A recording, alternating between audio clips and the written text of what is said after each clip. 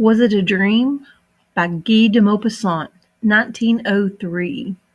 Guy de Maupassant (1850 to 1893) was a French writer famous for his short stories. His characters frequently experience tragedy, and his short stories often depict life and society in pessimistic ways.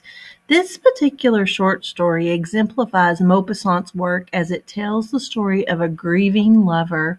As you read, take notes on the narrator's feelings and how they change. The picture is Untitled by Paul Dufour, and you can see a cityscape at twilight, it looks like. I had loved her madly. Why does one love? Why does one love? How queer it is to see only one being in the world, to have only one thought in one's mind, only one desire in the heart, and only one name on the lips. A name which comes up continually, rising like the water in a spring from the depths of the soul to the lips. A name which one repeats over and over and over again, which one whispers ceaselessly everywhere like a prayer. I am going to tell you our story, for love only has one, which is always the same. I met her and loved her, that is all. And for a whole year I have lived on her tenderness, on her caresses, in her arms, in her dresses, on her words, so completely wrapped up, bound, and absorbed in everything which came from her that I no longer cared whether it was day or night, or whether I was dead or alive on this old earth of ours. And then she died. How? I do not know. I no longer know anything, but one evening she came home wet, for it was raining heavily, and the next day she coughed, and she coughed for about a week, and took to her bed. What happened I do not remember now, but doctors came, wrote, and went away. Medicines were brought, and some women made her drink them.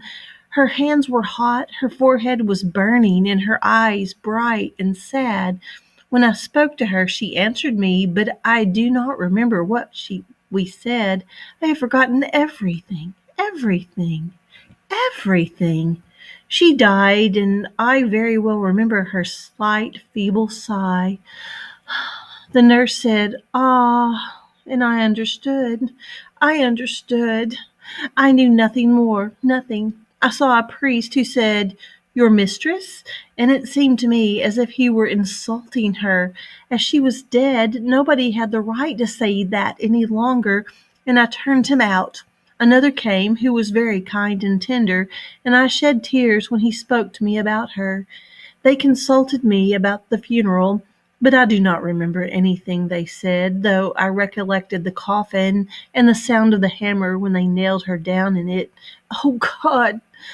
God! She was buried, she, in that hole. Some people came, female friends. I made my escape and ran away. I ran and then walked through the streets, went home, and the next day started on a journey. Yesterday I returned to Paris, and when I saw my room again, our bed, our furniture, everything that remains of the life of a human being after death, I was seized by such a violent attack of fresh grief that I felt like opening the window and throwing myself out into the street. I could not remain any longer among these things, between these walls which had enclosed and sheltered her, which retained 1,000 atoms of her skin, of her breath. In their imperceptible crevices, I took up my hat to make my escape, and just as I reached the door, I passed the large glass in the hall, which she had put there so that she might look at herself every day from head to foot as she went out, to see if her toilet looked well and was correct and pretty, from her little boots to her bonnet. I stopped short in front of that looking glass in which she had so often been reflected, so often that it must have retained her reflection. I was standing there trembling with my eyes fixed on the glass, on that flat, profound, empty glass, which had contained her entirely and had possessed her as much as my passionate looks had. I felt as if I loved that glass. I touched it. It was cold. Oh, the recollection! Sorrowful mirror, burning mirror, horrible mirror, to make men suffer such torments! Happy is the man whose heart forgets everything that it has contained, everything that has passed before it, everything that has looked at itself in it, or has been reflected in its affection, in its love. How I suffer! I went out, without knowing it, without wishing it, and toward the cemetery. I found her simple grave, a white marble cross with these few words: "She loved, was loved, and died." She was there, below, decayed. How horrible! I sobbed with my forehead on the ground, and I stopped there for a long time, a long time. Then I saw that it was getting dark, and a strange, mad wish, the wish of a despairing lover, seized me.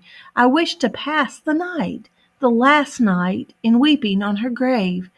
But I should be seen and driven out. How was I to manage? I was cunning, and got up and began to roam about in that city of the dead. I walked and walked. How small this city is in comparison with the other, the city in which we live, and yet how much more numerous the dead are than the living. We want high houses, wide streets, and much room for the 4 generations who see the daylight at the same time, drink water from the spring and wine from the vines, and eat bread from the plains. And for all the generations of the dead, for all that ladder of humanity that has descended down to us, there is scarcely anything, scarcely anything. The earth takes them back, and oblivion effaces them. Adieu. At the end of the cemetery, I suddenly perceived that I was in its oldest part, where those who had been dead a long time are, mingling with the soil, where the crosses themselves are decayed, where possibly newcomers will be put tomorrow. It is full of untended roses, of strong and dark cypress trees, a sad and beautiful garden nourished on human flesh. I was alone, perfectly alone, so I crouched in a green tree and hid myself there completely amid the thick and sombre branches. I waited, clinging to the stem like a shipwrecked man does to a plank. When it was quite dark, I left my refuge and began to walk softly, slowly, inaudibly through that ground full of dead people. I wandered about for a long time, but could not find her tomb again. I went on with extended arms, knocking against the tombs with my hands, my feet, my knees, my chest, even with my head, without being able to find her. I groped about like a blind man finding his way. I felt the stones, the crosses, the iron railings, the metal wreaths, and the wreaths of faded flowers. I read the names with my fingers by passing them over the letters. What a night!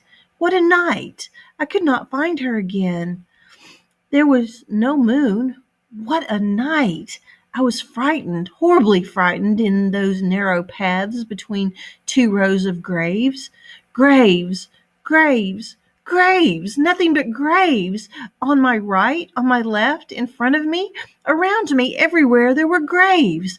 I sat down on one of them, for I could not walk any longer. My knees were so weak I could hear my heart beat, and I heard something else as well. What? A confused, nameless noise. Was the noise in my head, in the impenetrable night, or beneath the mysterious earth? The earth sown with human corpses.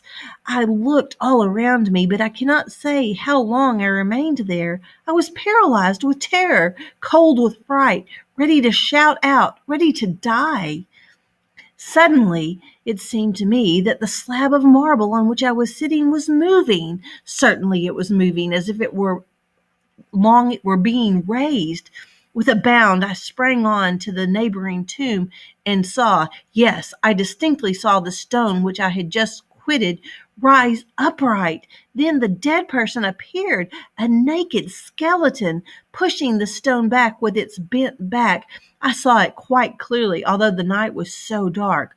On the cross, I could read, "Here lies Jacques Olivant, who died at the age of 51. He loved his family, was kind and honorable, and died in the grace of the Lord." The dead man also read what was inscribed on his tombstone. Then he picked up a stone off the path, a little pointed stone, and began to scrape the letters carefully. He slowly effaced them, and with the hollows of his eyes he looked at the places where they had been engraved.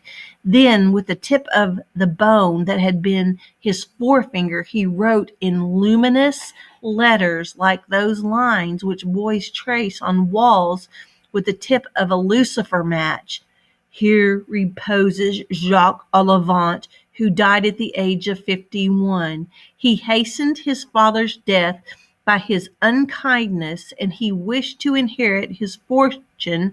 He tortured his wife, tormented his children, deceived his neighbors, and robbed everyone he could, and died wretched." When he had finished writing, the dead man stood motionless, looking at his work.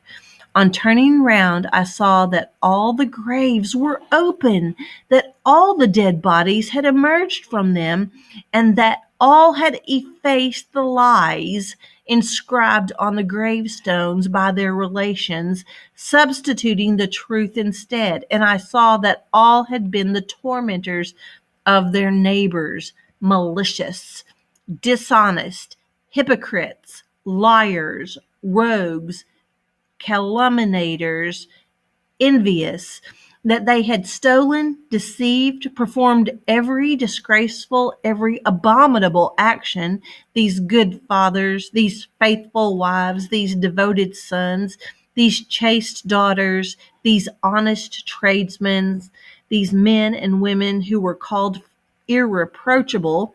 They were all riding at the same time on the threshold of their eternal abode. The truth, the terrible and the holy truth of which everybody was ignorant or pretended to be ignorant while they were alive.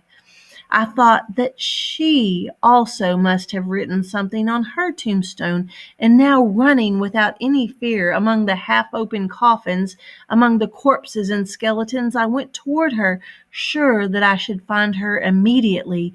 I recognized her at once, without seeing her face, which was covered by the winding sheet, and on the marble cross, where shortly before I had read, "She loved, was loved, and died," I now saw, having gone out in the rain one day in order to deceive her lover, she caught cold and died.